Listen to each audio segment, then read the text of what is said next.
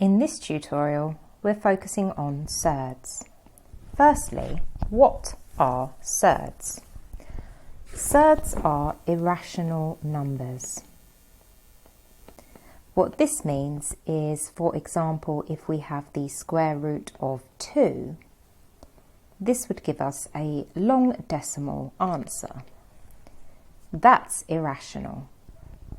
Whereas the square root of 4, which is 2, this is a rational number. So our whole number integer is what we call a rational number, whereas our surd is irrational. For non-calculator papers, it may be easier to leave an answer in surd form.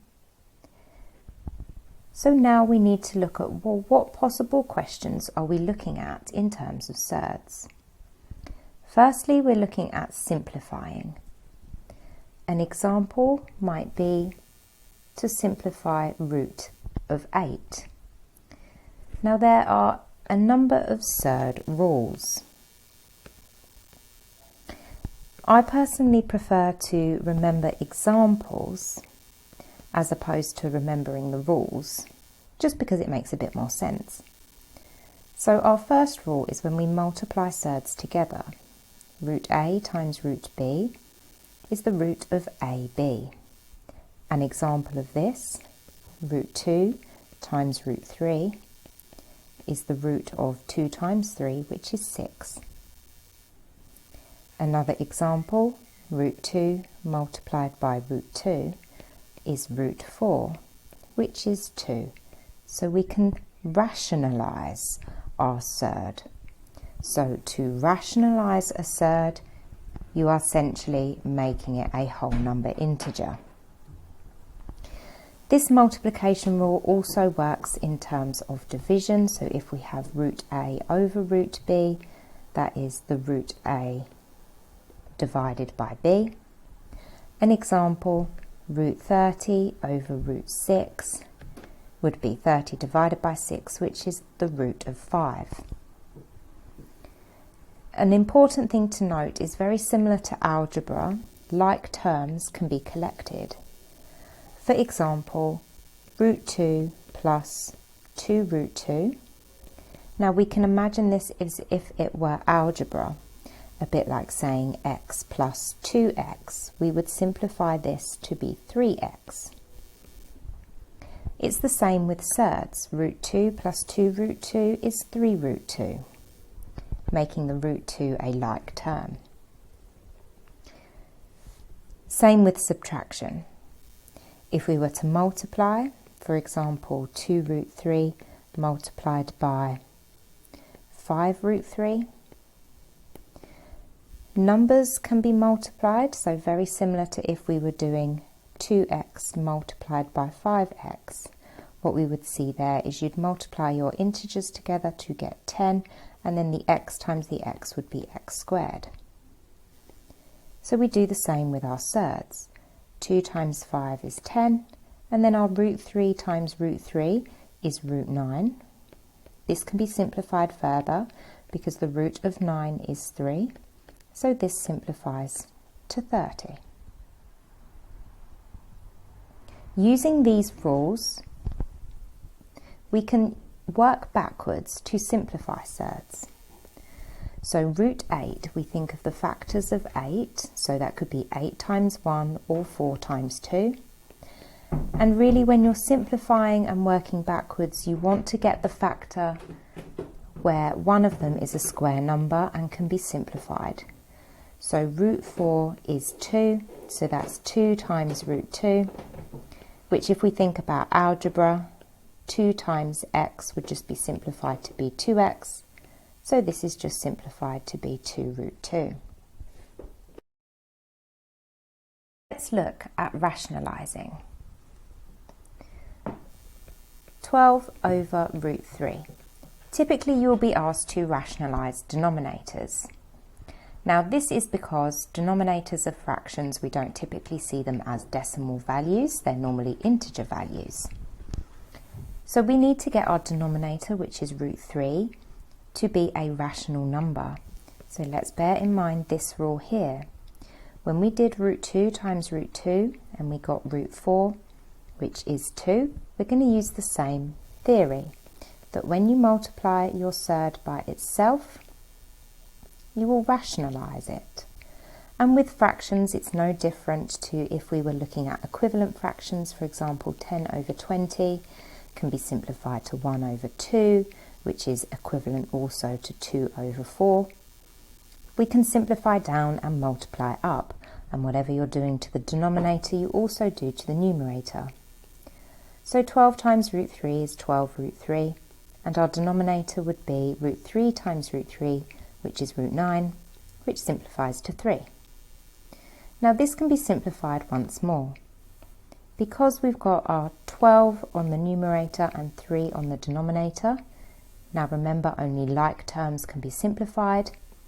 This is no different to if we had, for example, 12x over 3.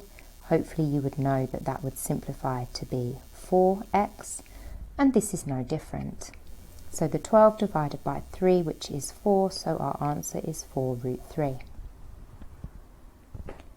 Now let's apply what we've learnt to some more difficult examples of expanding brackets and rationalising with surds. Root 2 plus root 8 squared. Now when we're squaring, we're assuming that that means our double bracket, so root 2 plus root 8 multiplied by root 2 plus root 8. So we could expand and simplify first, or in this case we can simplify our expression because, let's remember, our root 8 simplifies to 2 root 2. So root 2 plus 2 root 2 leaves us with 3 root 2. Now we can square that, 3 root 2 squared. So that's 3 root 2 multiplied by 3 root 2. So 3 times by 3 is 9, and root 2 times root 2 is root 4, and root 4 is 2.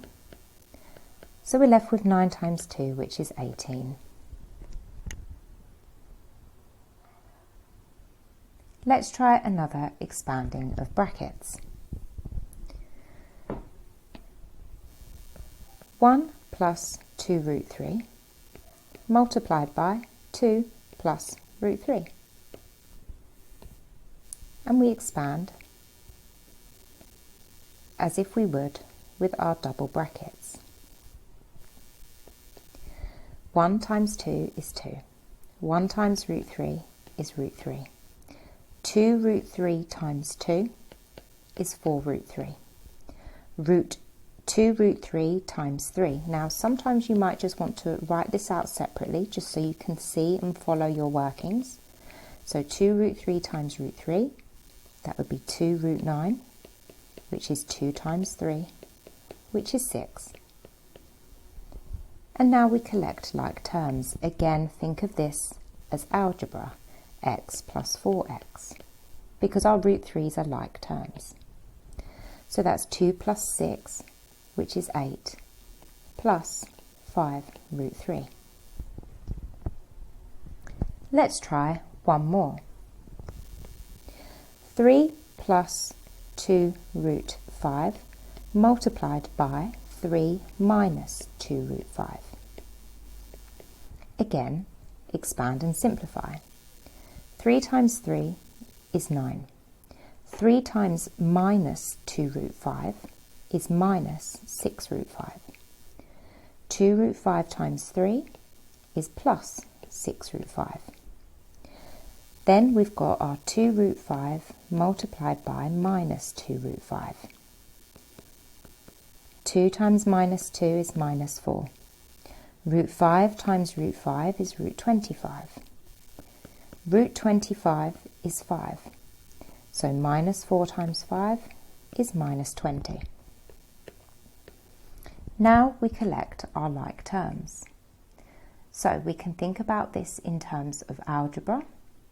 So we collect those like terms, minus 6 root 5 plus 6 root 5. So that would be the same as minus 6x plus 6x, and what happens here is they cancel out, leaving us with 9 minus 20. That leaves us with minus 11. What we've got here is a rational number. So this is an important note to make. When you are multiplying our rational number and our surd by the almost identical bracket, but one is positive and one is negative, what you end up with is a rational value. So we're going to bear this in mind for our more difficult rationalising of denominators.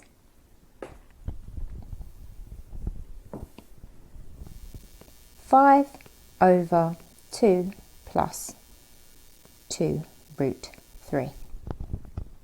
We want to rationalise the denominator. So we want to make the denominator rational.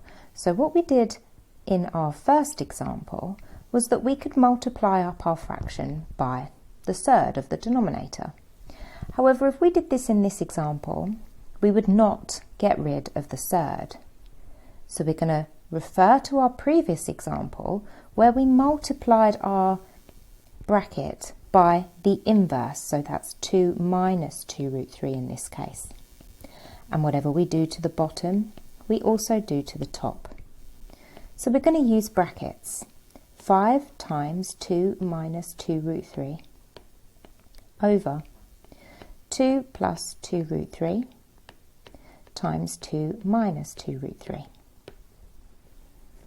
Let's expand the top. 5 times 2 is 10, minus 5 times minus 2 root 3 is minus 10 root 3.